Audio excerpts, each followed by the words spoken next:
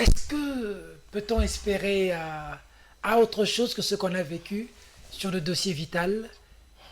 Il a fait une chute, un problème de maladie de santé. Je suis un ancien prisonnier, je sais dans quelles conditions il est là-bas.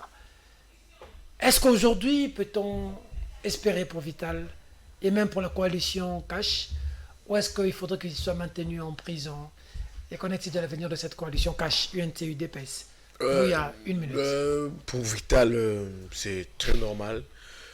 Son arrestation, moi je pense que c'est purement politique. Ça a été boutiqué soit Made in Kingakati, soit Made in Sele. On a suivi Chadari, Donc, les dire que c'est eux qui ont mis Vital en prison. Chadari, et quand tu vois les juges de pointe, les caciques, certains juges magistrats ils ont qui été ont promus. siégé dans ces dossiers, ils ont été promus. Ça prouve que c'est un remerciement en leur disant que bravo les gars, vous avez dit un bon travail. Alors, pour que Vital recouvre sa liberté, je pense qu'il faudra une décision purement politique.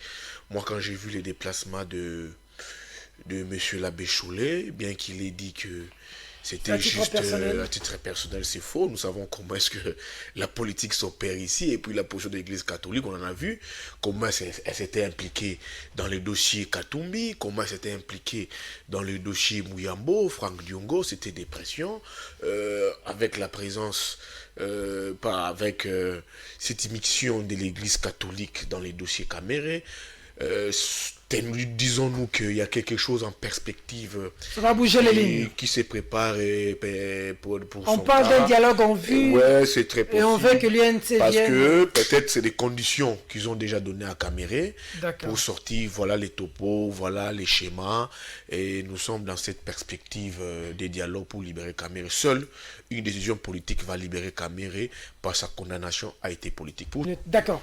Bouya, affaire Caméré, une minute, on est à la fin. Isoba, affaire Caméré, on est à la fin. Donc, moi je dis que même les dossiers en appel ne vaut plus la peine. Pour moi, Caméré devrait se contenter à attendre une décision politique parce que tout est désormais clair que son affaire était politique. Sinon, comment comprendre que on nous prive cette fois-ci maintenant la retransmission en direct. Nous ne savons pas pourquoi. Ça ne sera pas en direct.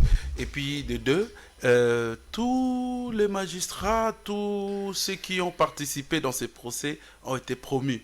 Nous voulons quand même savoir pourquoi est-ce que c'est seulement ces avocats de la République qui ont été promus.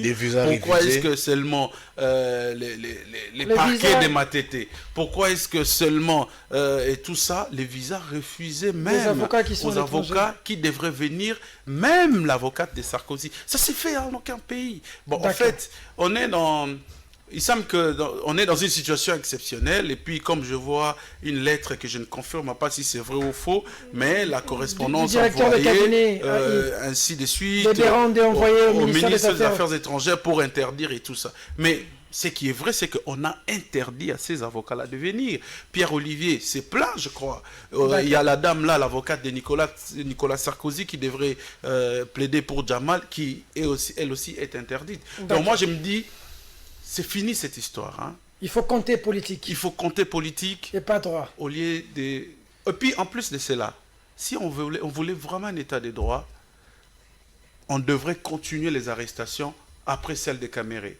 Mais on a caricaturé vraiment les dossiers Vital pour en faire l'objet d'un état de droit. Et le chef vraiment en compte parce que pour lui, c'est les dossiers-là qui symbolisent désormais un état de droit. Merci beaucoup. Tout ça, c'est Maurice, hein? C'est la catastrophe. Allez, on termine d'où Jésus Bénédou. Edmond, c'est l'homélie d'Edmond m'a fondu en larmes. Je suis tenté même de prendre parti pour lui. tellement que il a bien expliqué. En fait, au départ, il y a eu effectivement des indices de droit dans ce procès, mais plus les procès évoluaient.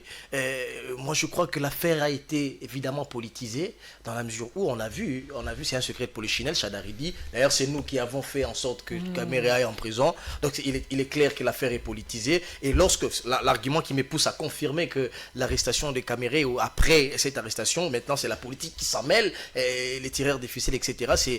Pour les mêmes faits qu'on reproche à Caméré, Bamaros, on l'a reproché 66 millions de dollars.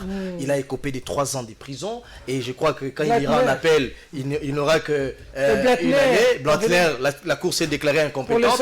Mais Caméré a écopé de 20 ans. Plus 10 années, je crois, d'inéligibilité. Donc je crois que c'était très sévère avec ce qu'on a vu. Je crois que l'état des droits n'est pas sélectif. D'accord. C'est là où je rejoins mes amis. Et il faudrait être honnêtement intellectuel. La probité intellectuelle me pousse à dire que l'affaire est politisée à ce stade de choses. Caméré devrait bénéficier en principe d'une décision politique et être mis en liberté. Maurice, merci beaucoup, Gigondo, pour la réalisation de cette émission. Et Jules, Avital Caméré, seul Dieu est responsable de la vie de quelqu'un. Aucune personne ne peut mettre un point, même pas une décision des humains. Restez fort. Le jour que je suivis Chadari sur la question Caméré, j'ai eu aussi mal pour la justice de mon pays. Vital en prison, j'en sais quelque chose. Monsieur le président de l'UNC, restez encore et toujours fort comme d'habitude. L'avenir est le domaine de Dieu. Mesdames, Mesdemoiselles et messieurs, cette émission est terminée.